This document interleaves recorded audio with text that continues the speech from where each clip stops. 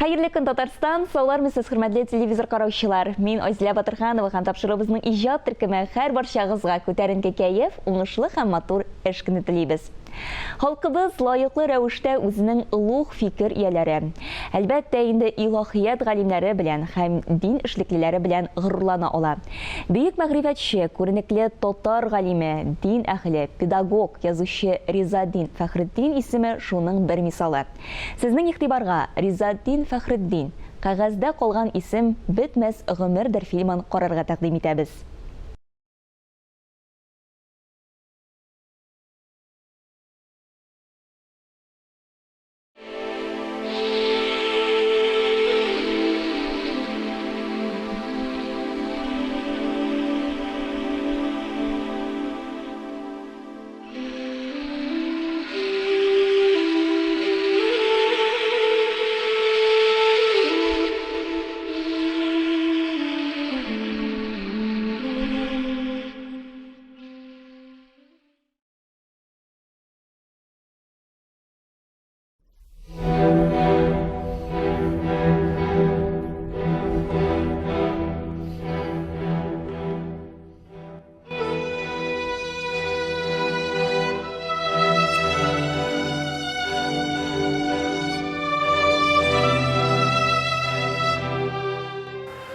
Ризаддин Фәхретдин кем ул? Бу кичкенә һәм кыска сорауга җавап бирү шактый кыен. Минем өчен беренче чиратта ул гаҗәеп дәрәҗәдә олы шәхес. 19-нчы йөз ахыры, 20-нчы йөз башы татар тарихында бик үзенчәлекле һәм бик тә мөһим, әһәмиятле чор, һәм менә шушы катлаулы, каршылыклы чорның чагылышы ул. Шуның бер күренекле, бәлки иң күренекле вәкилләрнең берседер. Чөнки уйлап карасаң, 20-нчы йөз башында татар җәмгыяте бик тә зур үзгәрешләр кичерә. Татар җәмгыятендә ниндидер уяну күренә башлый. Бу шундый борылыш чоры дип әйтик. Өметләр туа. Халык киләчәк турында уйлана, үзенең тамырлары, үзенең тарихы турында уйлана. Җәмгыятьтә тарих, мәдәният, тел мәсьәләләре, милли мәсьәләләр, дин мәсьәләләре белән кызыксыну арта. Бу безнең татар ренессансы чоры бит. Бу вакытта татар театры барлыкка килә, татар прессасы барлыкка килә, матбугаты. Татар милли партияләре барлыкка килә. Ниндидер яңарыш, менә шушы яңарышның символы Ризаддин Фәхретдин.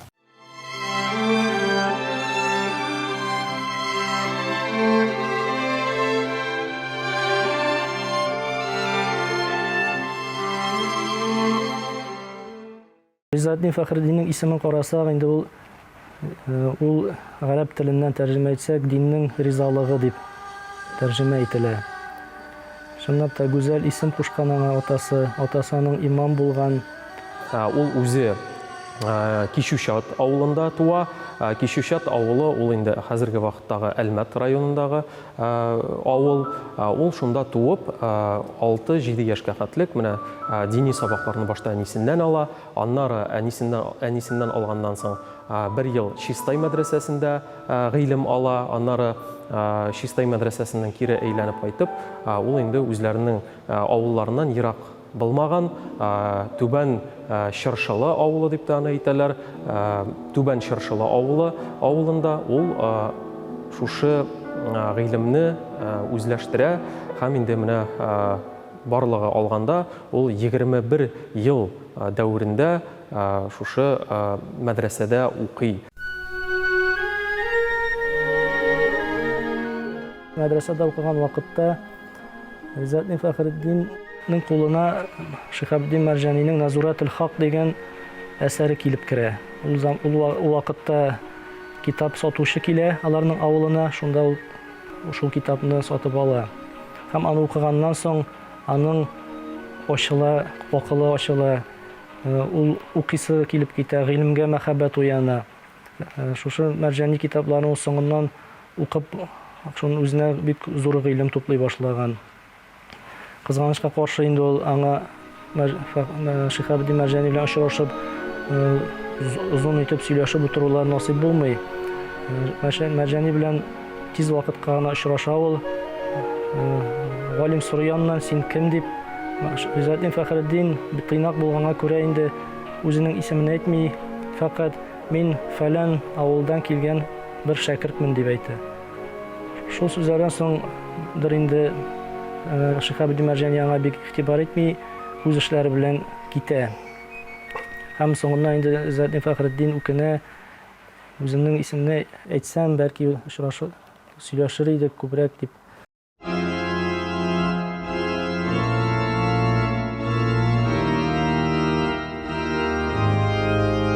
Мәдрәсәне укып тәмамлаганнан соң ул инде Петербургка, үзенең шәкертенең әтисе чакыруы буенча Петербургка бара. Петербургта баргачтан ул инде анда шундый ислам дөньясында танылган шәхес, реформатор да дип аны әйтәләр, Җамалетдин әл-Афгани белән күрешә, таныша һәм инде шуннан соң шушы шәхес белән аралашып, фикер алышып, сөйләшкәннән соң ул инде шулай ук әйтә, менә шулай ук миңа бу шәхес бик зур йогынты ясады дип. Һәм инде шушы сөйләшүдән соң ул инде кире өенә әйләнеп кайтып, үзенең менә шушы дини карашларын яңадан карап чыга һәм үзенә бер никадәр нәтиҗәләр ясап, алга таба гыйлем алу юлында алга таба эшен тырышлыгын куя.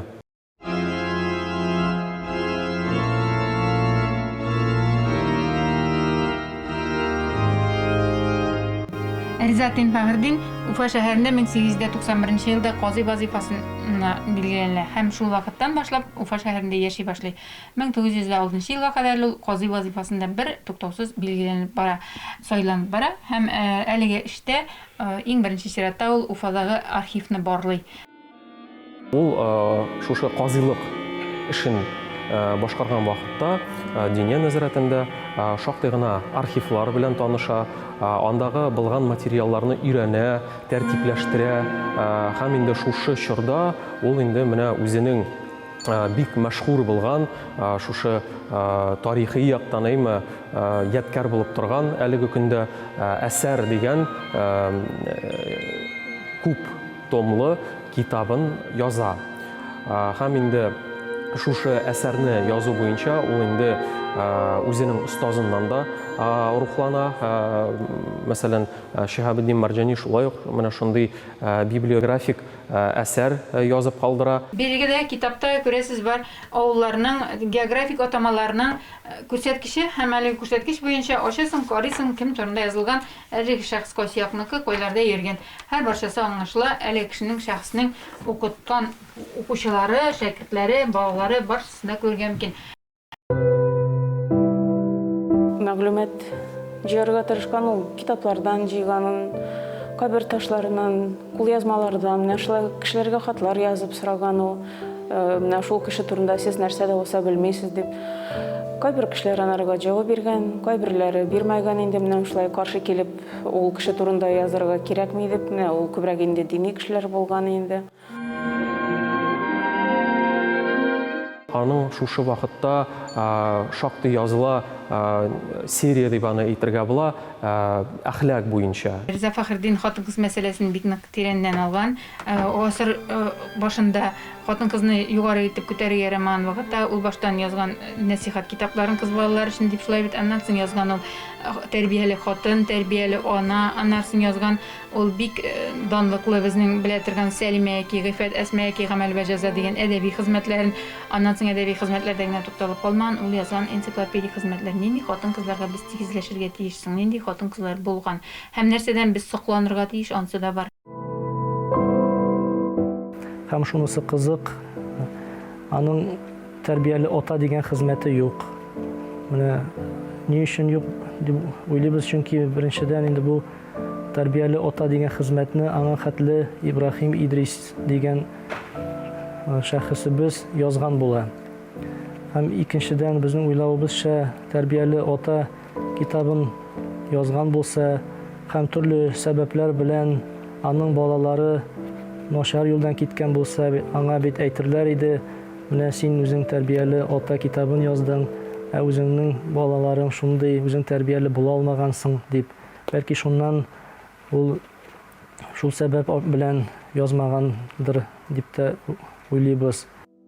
Ул китаплар әле Уфа, Татарстан җирләрендә генә түгел, хәтта Кытайга да барып җиткән. Кытайда аның мәгърифәт, насихат китаплары буенча кызыксынганнар, аларны мәдрәсәләрдә дәреслек итеп тә кулланганнар. Гаиләдә алган тәрбияне аннары беркем дә боза да алмас дип әйтә ул. Шуңа күрә кешегә иң беренче шул әһәмиятле. Әгәр дә кеше тәрбиядә, гаиләдә дөрес тәрбияләнсә, аның фикере дөрес юлдан бара торган була. Киләчәктә ул кеше, ата кеше булсанмы, киләчәктә ана булсынмы, үзләренең балаларын да дөрес тәрбияләй алалар, милләтпәрвәр кеше буларак тәрбияләй алалар.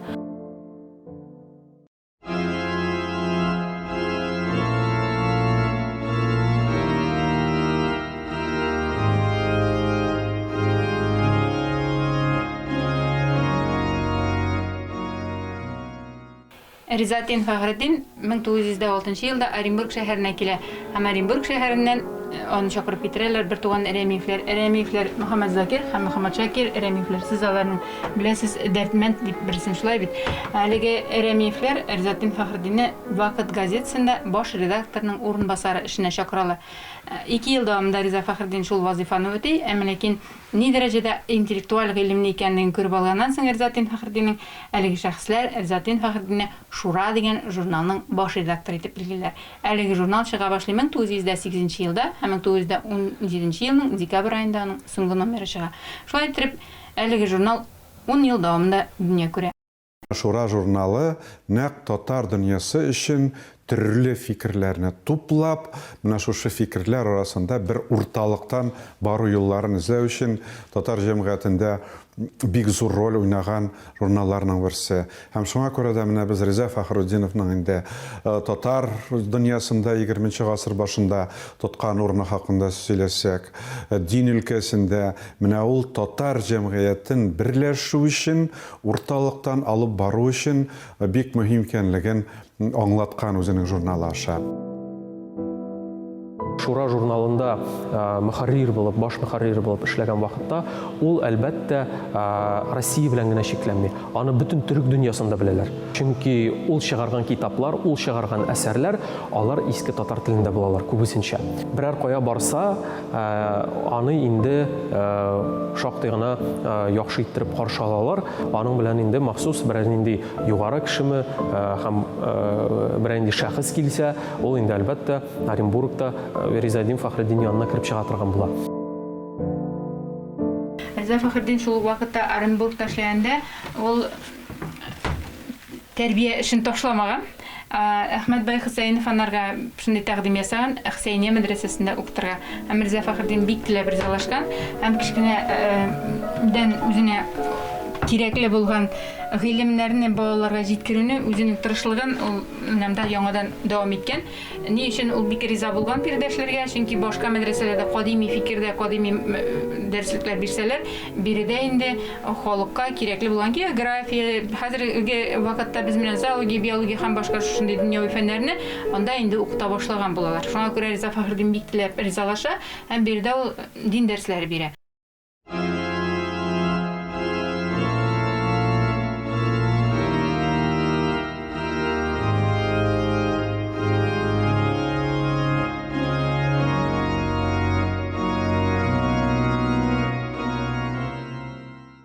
Бір 1921 елда Галимҗан Баруди беренче сайланып куелган мөфти вафат булганнан соң 1923 елга кадәр аны мөфти вазифасын башкаручы итеп куялар. Аллаху акбар, Аллах. Ризатин Фахретдиновның мөфти буларак сайлануы очраклы түгел. Һәм Ризатин Фахретдинов мөфти буларак ул менә 14 ел эшли, үлгәнче 36 елга кадәр. Бу чор менә Россия мөселманнары өчен бик катлаулы чорларның берсе булган. Чөнки бу инде революциядан соңгы большевиклар атеистик идеологияны әкренләп 17 елда алар әле идеологияны бик актив кулланышка кертмәгәннәр. Алар инде атеизм турында сөйләсәләр дә, менә нәкъ менә Ризаэддин Фәхретдинов мөфти булган чорда атеистик идеология инде ул беренче планга чыга, һәм инде большевиклар аны тормышка ашыра башлыйлар. الله أكبر Риза Фәхретдингә 1926 елда хат килә шакырып, аны бөтен дөнья мөселманнар конгрессына һәм Риза Фәхретдин 1926 елда Сугуд Гарәбстанына бөтен дөнья мөселманнар конгрессына бара. Конгресска үзе генә бармый, менә шу 7 кешелек коллектив белән бара. Әлеге конгресста катнашып, Ризаэддин Фәхретдин бөтен дөнья мөселманнар конгрессында гарәп телендә башыннан ахырына кадәр әлеге конгрессны үзе алып бара, чөнки Сугуд Гарәбстанның әмире аны билгеле вице-президент итеп әлеге билгеле документларда бар архивларда.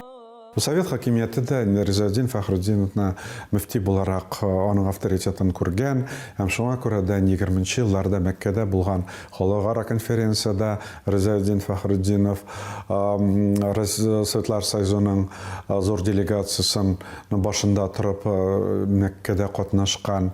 Ләкин инде бу мөгаен теге коммунистлар өчен бүгенге көндә Россиядә Советлар Союзында дөресрәге әле динне без бөтенләй бетермәдек, менә безнең мөселманнар бар, дип шуны күрсәтергә эшләнгән бер чара гына булгандыр.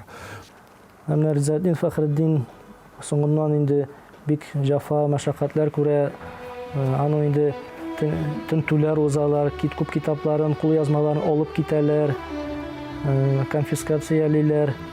Ләкин ул барыбер язуын ташламый, тагын яза башлый шул китапларын. Ул барысы китапларында исендә калдырган һәм шуларны яңадан яза торган булган.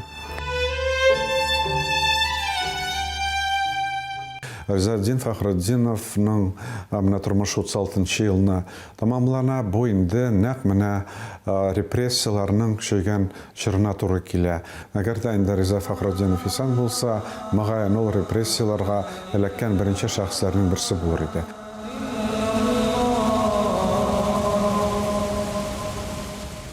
Ризаэддин Фәхретдинов чыннан да ул 20-нчы гасыр өчен, башы өчен уникаль шәхесләрнең берсе, һәм аның менә татар дөньясында ислам динен үстерүдә, Совет хакимияты елларында ислам динен саклап калуда роле һичшиксез бик зур булган.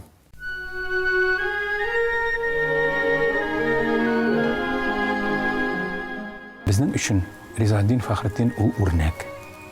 Аның иҗатын өйрәнү, аның язмаларын өйрәнү, аның тырышлыгын аңлау, аның хыялларын хәзерге көнгә кадәр җиткереп аңлату, ул безнең бик олы зур бурычыбыз. Әлбәттә, Ризаэддин Фәхретдинның мирасы, фәнни мирасы, әдәби мирасы өйрәнелә. Ләкин минемчә, аның исеме әле күпрәк өйрәнүгә дә лаек һәм балаларга җиткергә дә лаек. Без бүген һаман да шушы юнәлештә эшебезне дәвам итәргә тиешбез.